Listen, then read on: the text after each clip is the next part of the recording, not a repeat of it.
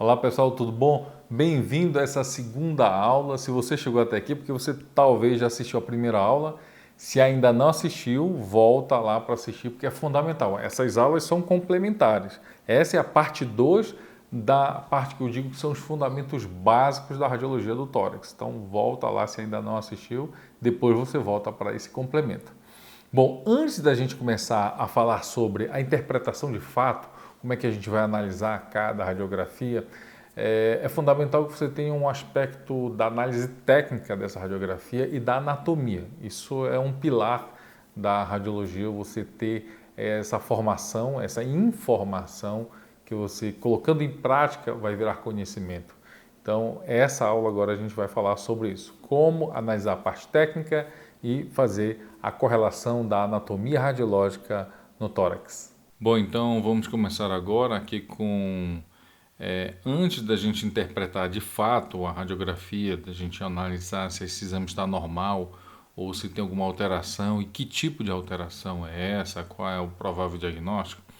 Tem uns aspectos que eu costumo dizer que você tem que levar em consideração realmente antes de analisar. Isso é fundamental. Isso vai te trazer diferenciais na tua análise radiográfica. A primeira delas, evidentemente, é a identificação do paciente. Você conferir de fato que aquela radiografia que você está analisando é do paciente que você está pensando, que você acabou de analisar, porque volta e meia a gente tem troca de exames, seja num serviço grande como um hospital, ou às vezes até em serviços privados, clínica, você tem troca de exames. Então, verifique se a identificação de fato é daquele paciente. Faça uma correlação, se aquele contexto clínico está compatível com aquela radiografia. Não tem como eu estar frente a um contexto clínico de trauma torácico e vier uma radiografia completamente diferente daquilo, com um outro contexto completamente diferente, por exemplo, com alterações de tuberculose. Aquele paciente que sofreu um trauma pode ter tuberculose? Pode, mas ele vai também ter alterações do contexto clínico dele do trauma. Então, sempre fazer a correlação clínica. Do aspecto técnico, lembrar que a radiografia ela é feita em ortostase, em inspiração máxima, em apneia. Então, ver se a radiografia está bem inspirada, a gente conta o número de costelas, seja as 6 anteriores ou as 10 posteriores. Se aquele raio-x está bem centralizado, se o técnico colocou bem, não cortou nem as bases, os ápices, as porções laterais, se o posicionamento do paciente foi adequado, tirando as escápulas dos campos pulmonares. A rotação desse paciente, se ele tiver rodado frente ao filme, isso dá uma diferenciação, às vezes, de transparência pulmonar de um lado com o outro.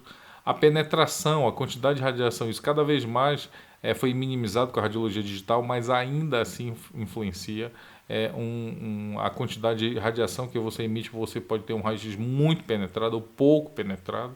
E a respiração, se o paciente fez em expiração, se fez numa boa inspiração, se ele fez em apneia aquele exame, e evidentemente fazer a correlação com a anatomia radiológica. Isso daqui é fundamental também, um dos pilares da nossa análise é essa correlação com a anatomia radiológica. Bom, então quando a primeira pergunta de frente ao raio-x do tórax, ele está centralizado, ele foi bem identificado. Então esse paciente, por exemplo, foi identificado aqui ao lado direito do paciente. Lembre que toda a radiografia, como se fosse o exame médico observador, o paciente está na sua frente. Então o lado direito do paciente corresponde ao teu lado esquerdo, o lado esquerdo do paciente corresponde ao teu lado direito. É como se o paciente estivesse de frente para você. Tá? E aqui está identificado exatamente o lado direito do paciente. A gente verifica se ele está bem centralizado, então não foi cortado as bases, a gente vê os seios costofrênicos bem desenhados, os ápices não foram cortados. Esse paciente conseguiu lateralizar bem as escápulas, a escápula vê que ela está muito pouco em cima do campo pulmonar, um raio-x inadequado ela estaria mais aqui, então isso também dificulta a nossa análise. Então esse raio-x ele está bem inspirado ou não está bem inspirado. A gente também conta o número de costelas, sejam as 6 anteriores. Então se você pegar aqui o primeiro arco costal aqui, primeiro 1, o 2, 3, 4, 5, 6 anteriores. Está bem inspirado. Vejo o 7, o 8 aqui. Mas tem 6 anteriores. Se eu for analisar os posteriores, que tem uma densidade radiológica maior que os anteriores, devido aos anteriores tem as cartilagens costais. Vamos lá. Então, ó, 1 é do primeiro arco costal, 2 está logo embaixo aqui, 3, 4, 5, 6, 7, 8, 9, 10. Então, já vejo 10 arcos costais posteriores também está bem, significa que está bem inspirado. Você pode usar um critério ou outro, ou os 6 anteriores ou os 6 posteriores. Em relação à penetração, falei para vocês, pouca radiação, eu vou ter um raio-x pouco penetrado, muito branco, que pode me dar uma falsa sensação de uma opacidade aumentada do pulmão, né? Isso pode me dar uma falsa sensação. Assim como um raio-x muito penetrado, o que eu vejo praticamente toda a coluna vertebral lá atrás do coração, os campos pulmonares completamente escuros, prejudica muito a minha análise do parênquima pulmonar, então não tem como, é um raio-x que não é diagnóstico, ele tem que ser repetido, infelizmente, um raio-x nessa qualidade.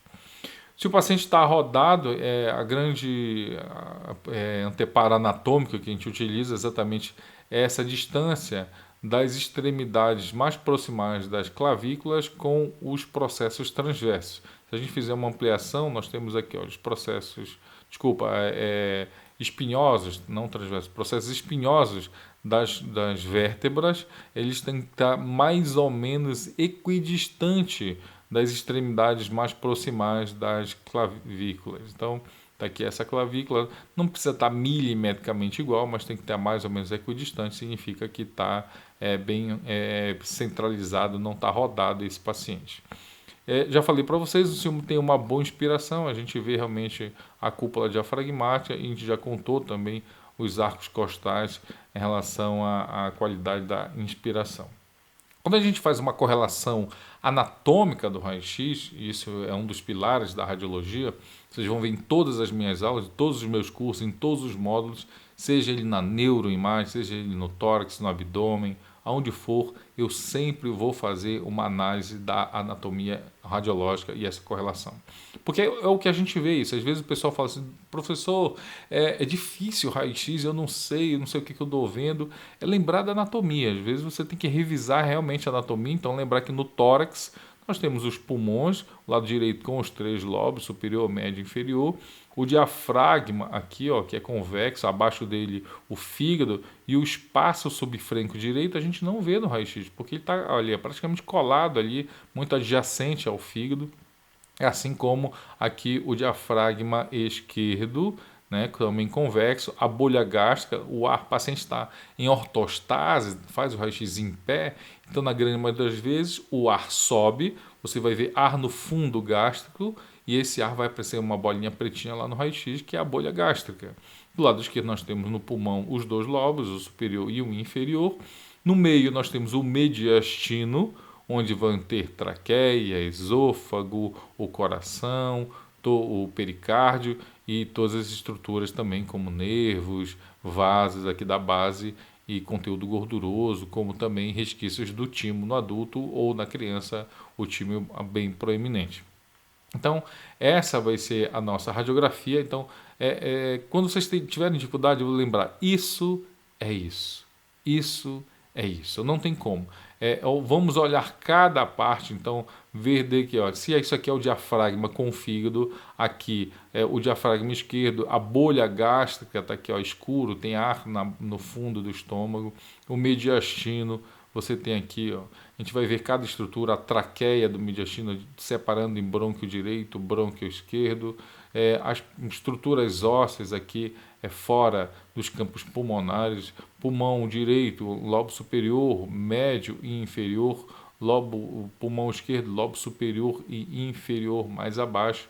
Então a gente tem essa noção anatômica. Então vamos ver cada lado para ficar mais fácil. Então nós temos aqui, ó, o seio costo de costela, frênico de diafragma. Então, o seio costofrênico direito e o seio cardio de coração, frênico de diafragma direito. Então, seio costofrênico, seio cardiofrênico. Lobo inferior, lobo médio, ao lado aqui faz adjacência com a câmera atrial direita, então o átrio direito está aqui, então isso aqui é o lobo médio e o lobo superior mais acima. Tá? E os vasos, aqui são os vasos do hilo pulmonar, já a gente vai ver, e o que faz o contorno do mediastino, que é aqui, olha, o início da curvatura da aorta aqui, tá? Com a veia cava superior que sobe, então essa linha, na verdade, branca é a veia cava superior subindo aqui, e principalmente o átrio direito. Então esse abaulamento aqui é o átrio direito.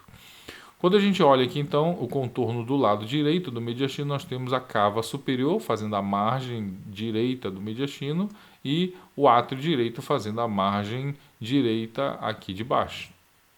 Quando a gente olha para o lado esquerdo, é só lembrar: diafragma, ó, estômago, bolha gástrica, então o ar vai estar aqui, lobo superior, lobo inferior, e as margens do coração. Olha que interessante como é caprichoso esse desenho. O arco da aorta, o tronco da pulmonar e o ventrículo esquerdo. E aqui a gente vem, olha, o arco da aorta, o botão aórtico, essa elevação muito discreta, tronco da pulmonar, e aqui mais proeminente o ventrículo esquerdo. É quem faz a margem esquerda do mediastino. Então, para quem não viu, agora está vendo, né? Arco da aorta, tronco da pulmonar e o ventrículo esquerdo. Uma coisa interessante que a gente não pode esquecer é que tá aqui, ó, o tronco pulmonar dá origem à artéria pulmonar direita e artéria pulmonar esquerda. Só que a artéria pulmonar direita ela passa na frente do brônquio direito, que é mais curto, né, mais grosso, mas ele tem um sentido mais verticalizado do que a esquerda, que ela cavalga, né, ela passa por cima do brônquio esquerdo, que é mais fino, mais longo e mais rebaixado. Então, isso de tal forma que o hilo pulmonar esquerdo vai ser mais alto do que o direito. Ó. Perceba, ele está mais acima do que o direito. Quando a gente olhar numa radiografia, a gente vai também perceber que aquelas estruturas brancas, que são os hilos pulmonares, no lado esquerdo, ele é mais alto do que no lado direito. Então não esqueçam, isso é completamente normal e por isso que é muito importante que você tenha conhecimento anatômico para quando você jogar o teu conhecimento radiológico, você não cometer deslizes e acertar cada vez mais o teu diagnóstico.